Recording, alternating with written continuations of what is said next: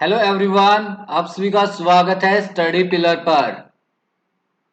Study pillar पर आप सभी का स्वागत है। आज का हमारा न्यू टॉपिक अक्षांश और देशांतर रेखाओं पर हम करने वाले हैं एमसीक्यू प्रैक्टिस, क्योंकि हम थ्योरी क्लास में इस टॉपिक को कंप्लीट कर चुके हैं। उसके बाद आती है बारी एमसीक्यू प्रैक्टिस की।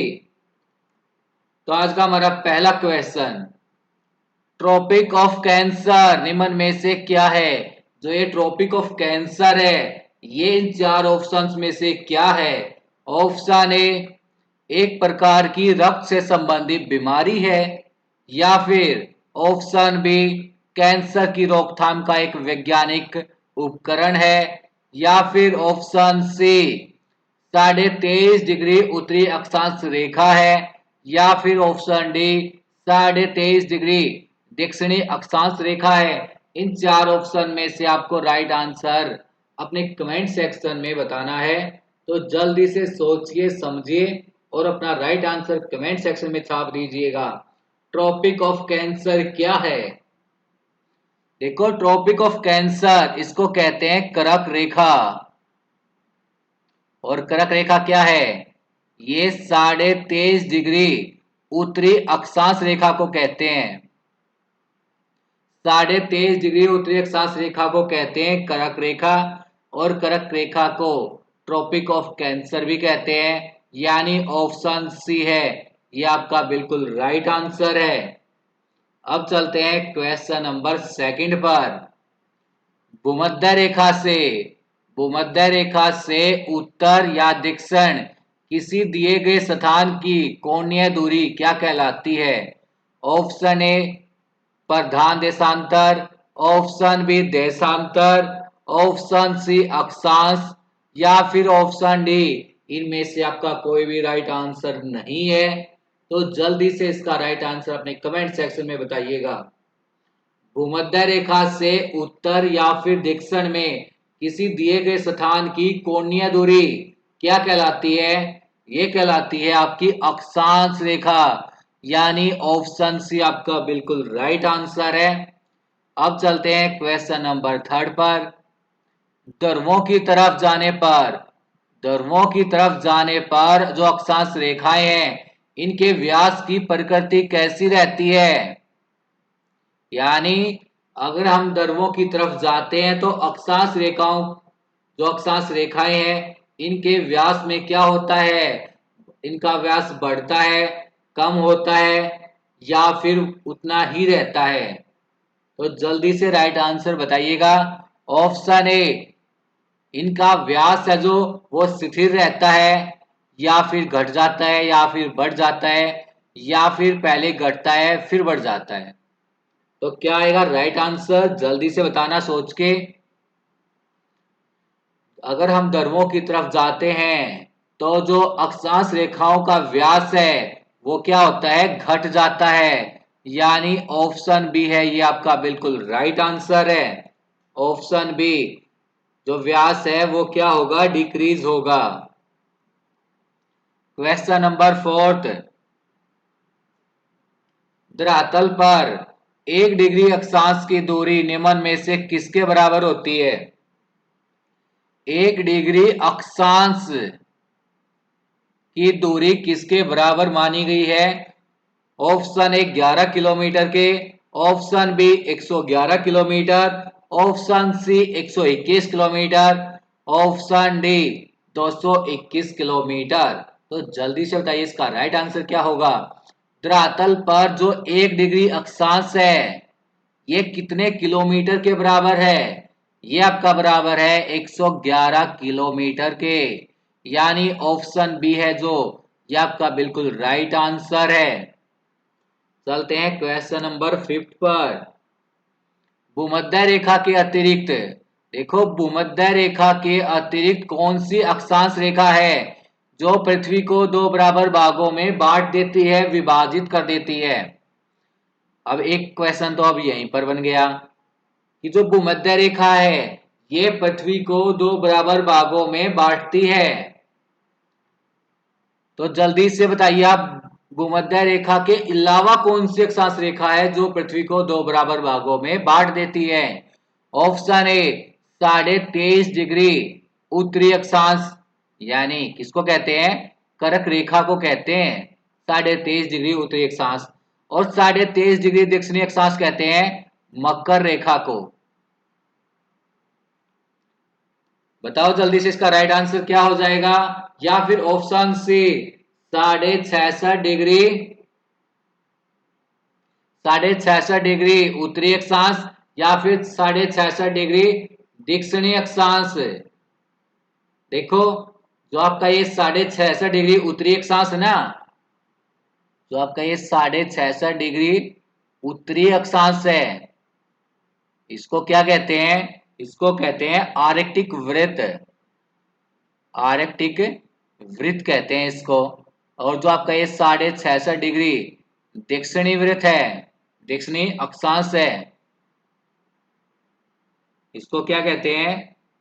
ये होता है आपका अंटार्कटिक वृत्त, अंटार्कटिक वृत्त। और ऑप्शन डी है आपका कोई भी अक्षांश इसको दो भागों में नहीं बांटता पृथ्वी को भूमध्य रेखा के अलावा।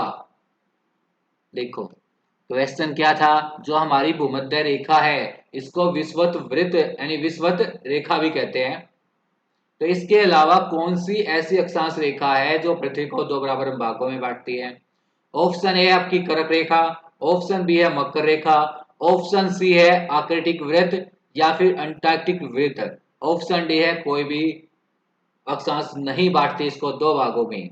तो ऑप्शन डी आपका बिल्कुल राइट आंसर है, कोई भी अक्षांश पृथ्वी को दो बराबर भागों में नहीं बांटती, किसके अलावा? भूमध्य रेखा के अलावा। भूमध्य रेखा ये बांटती है ओनली पृथ्वी को दो भागों में, इसके अलावा कोई भी ऐसी अक्षांश रेखा नहीं है जो पृथ्वी को दो बराबर भागों में बांट देती हो। क्वेश्चन नंबर 6, मकर रेखा अथवा 23.5 डिग्री दक्षिणी अक्षांश। देखो यहाँ पर आपको मकर रेखा का पता चल गया, इसका दूसरा नाम क्या है? 23.5 डिग्री दक्षिणी अक्षांश रेखा को ही कहते हैं मकर रेखा। तो मकर रेखा जो वृत्त है ये निम्नलिखित में से कहां से होकर गुजरती है? बताइए, जो आपकी ये मकर रेखा है ये कहां से होकर गुजरती है? जल्दी से इसका राइट आंसर बताइएगा। जो आपकी मकर रेखा है ये कौन से देश से होकर गुजरती है? ऑप्शन ए जिम्बाब्वे से, ऑप्शन बी मालागासी से, ऑप्शन सी भारत से, या फिर ऑप्शन डी ग्रीनलैंड से। तो जल्दी से सोचिए समझिए और अपना राइट आंसर अपने कमेंट सेक्शन में छाप दीजिएगा। मकर रेखा जो 23.5 डिग्री दक्षिणी अक्षांश होती है ये कौन से देश से होकर गुजरती है? ये गुजरती है आपकी मालगासी से, मालागासी से, यानी ऑप्शन बी है बिल्कुल आपका राइट आंसर है, मालागासी। अब चलते हैं क्वेश्चन नंबर 7 पर। जो हमारी अक्षांश, देखो अक्षांश भूपृष्ठ पर भूमध्य रेखा के उत्तर, अक्षांश भूपृष्ठ पर भूमध्य रेखा के उत्तर या दक्षिण के एक बिंदु की कोणीय दूरी जो ऑप्शन ए पृथ्वी के केंद्र से मापी जाती है, भूमध्य रेखा से मापी जाती है, या कर्क रेखा या मकर रेखा से मापी जाती है, या फिर ध्रुवों से मापी जाती है। देखो जबकि ये अक्षांश भूपृष्ठ पर भूमध्य रेखा के उत्तर या फिर दक्षिण में एक बिंदु की कोणीय दूरी है जो किसके द्वारा मापी जाती है?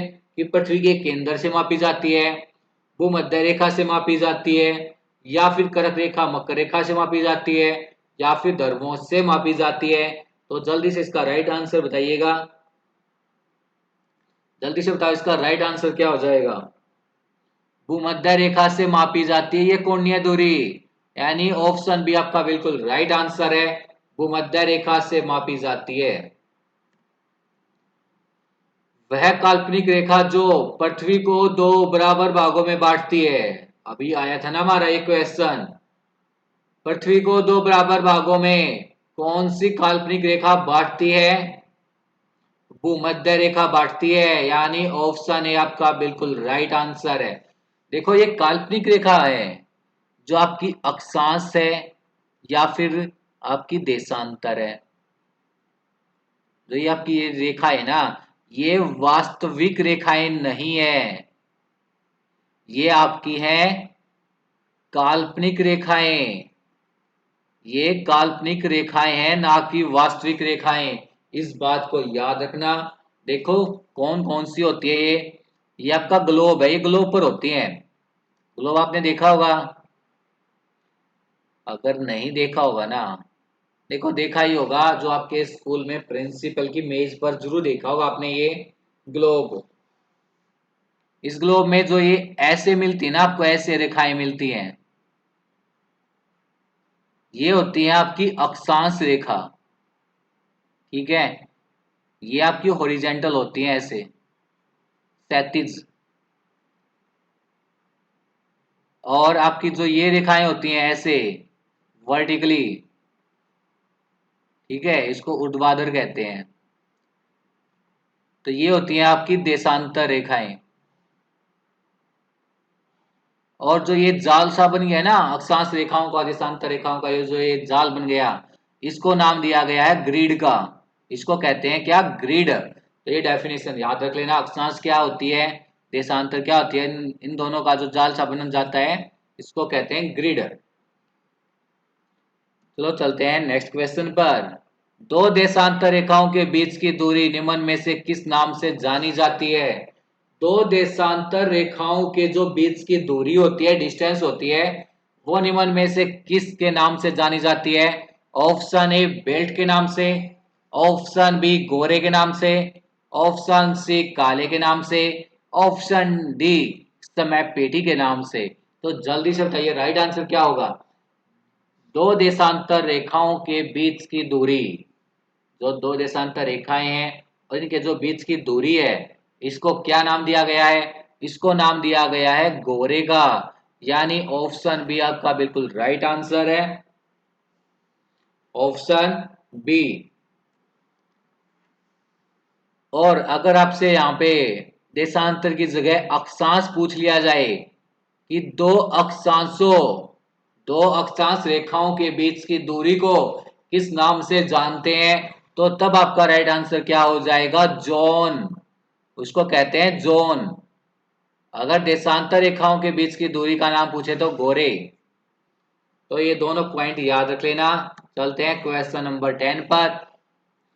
वह अक्षांश रेखा जिस पर सदैव दिन और रात की अवधि समान रहती है, वह कौन सी अक्षांश रेखा है जिस पर हमेशा दिन और रात बराबर रहते हैं? तो ये आपकी ऑप्शन ए भूमध्य रेखा पर, ऑप्शन बी कर्क रेखा पर, ऑप्शन सी मकर रेखा पर, ऑप्शन डी हिंज रेखा पर। तो जल्दी से बताइए कौन सी अक्षांश रेखा पर दिन और रात बराबर होते हैं? तो आपके भूमध्य रेखा पर, ऑप्शन ए आपका बिल्कुल राइट आंसर है। भूमध्य रेखा पर दिन और रात ये दोनों ही बराबर होते हैं। देखो 21 जून को जो आपका उत्तरी गोलार्ध है, उत्तरी गोलार्ध में दिन बड़ा होता है।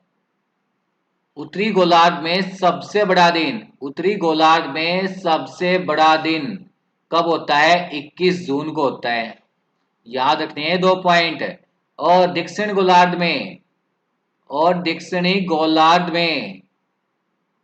गोलार्ध में 22 दिसंबर को सबसे बड़ा दिन होता है।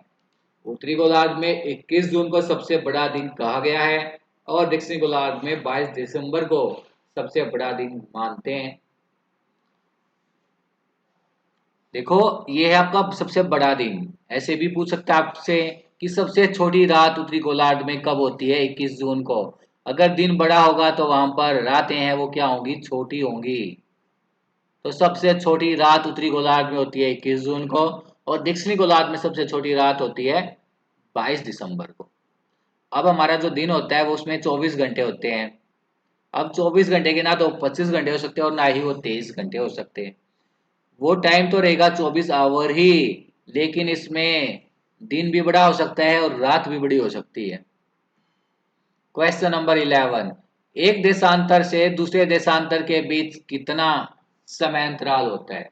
अभी हमने पढ़ा था ना कि एक दो देशांतरों के बीच की जो दूरी है उसको क्या कहते हैं? गोरे। और दो अगर अक्षांश है उनके बीच की दूरी को क्या कहते हैं? जोन। जोन। ये होते हैं अक्षांशों के बीच की दूरी और ये होती है आपकी देशांतरों के बीच की दूरी। तो एक देशांतर से दूसरे देशांतर के बीच का कितना समय अंतराल होता है? 4 मिनट का होता है। ऑप्शन ए आपका बिल्कुल राइट आंसर है। 4 मिनट का अंतराल समय अंतराल होता है दो देशांतरों के बीच में। निम्नलिखित में से कौन सा कथन असत्य है? असत्य बताना है, ना कि सत्य। तो ऑप्शन ए, देशांतर रेखाओं की कुल संख्या कितनी होती है? 180।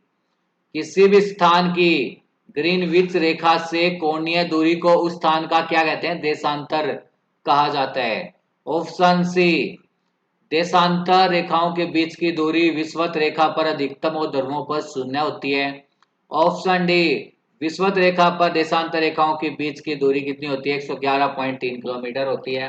तो जल्दी से बताइए इन चारों में से कौन सी बात गलत है, असत्य है, झूठ है?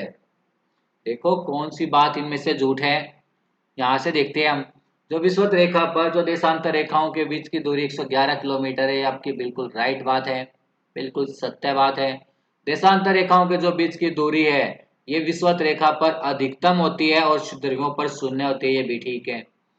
किसी भी स्थान की जो जीएमटी ग्रीनविच रेखा है इससे कोणीय दूरी उस स्थान को क्या कहते हैं? देशांतर, ये भी बिल्कुल ठीक है। देशांतर रेखाओं की कुल संख्या होती है 360, तो ये आपका बिल्कुल गलत है। 180 नहीं होती, ये होती है 360। जो आपकी अक्षांशीय रेखा होती है ना, इसकी कुल संख्या होती है 180, ना कि देशांतर की। तो ऑप्शन है आपका बिल्कुल राइट आंसर हो जाएगा। अब चलते हैं क्वेश्चन नंबर 13 पर। 1 डिग्री देशांतर की सर्वाधिक दूरी कहां पर होगी? 1 डिग्री, 1 डिग्री देशांतर की सबसे ज्यादा डिस्टेंस दूरी कहां पर होगी? ऑप्शन ए, कर्क रेखा पर, मकर रेखा पर, विषुवत रेखा पर, या फिर इनमें से कोई भी आपका राइट आंसर नहीं है। तो जल्दी से बताइए अपना राइट आंसर। 1 डिग्री देशांतर की सबसे ज्यादा दूरी कहां पर होगी? विषुवत रेखा पर होगी, भूमध्य रेखा पर होगी, यानी ऑप्शन सी आपका बिल्कुल राइट आंसर है। देशांतरों की संख्या कितनी है? अभी हमने डिस्कस किया था। Option A 24, option B 90, option C 180, option D 360। देशांतरों की संख्या कितनी है? 360। तो ऑप्शन डी हमारा बिल्कुल राइट आंसर है। अगर आपसे अक्षांश की पूछ लिया जाए तो आपका राइट आंसर हो जाएगा 180। तो 180 होती है अक्षांशों की संख्या, देशांतरों की होती है 360। आज का हमारा लास्ट क्वेश्चन, क्वेश्चन नंबर 15। पृथ्वी की उत्तरी ध्रुव और दक्षिणी ध्रुव को मिलाने वाली रेखा क्या कहलाती है? तो पृथ्वी का उत्तरी ध्रुव है और जो दक्षिणी ध्रुव है उसको मिलाने वाली रेखा क्या कहलाती है? बताओ जल्दी से। ये आज के लिए आपका होमवर्क है, आपको इसका राइट आंसर बताना है कि पृथ्वी के उत्तरी ध्रुव और दक्षिणी ध्रुव को मिलाने वाली रेखा क्या कहलाती है? ऑप्शन ए, अक्षांश रेखा कहलाती है। ऑप्शन बी, देशांतर रेखा। ऑप्शन सी, अंतरराष्ट्रीय रेखा। ऑप्शन डी, मिलन रेखा। इन चारों में से आपको अपना राइट आंसर कमेंट सेक्शन में भेजना है मेरे पास। ठीक है, चलो फिर एक बार रिवाइज भी कर लेते हैं जल्दी से।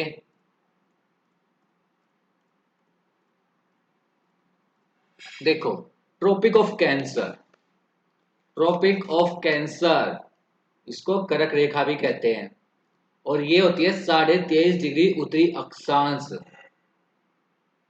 तो ऑप्शन सी आपका बिल्कुल राइट आंसर हो जाएगा।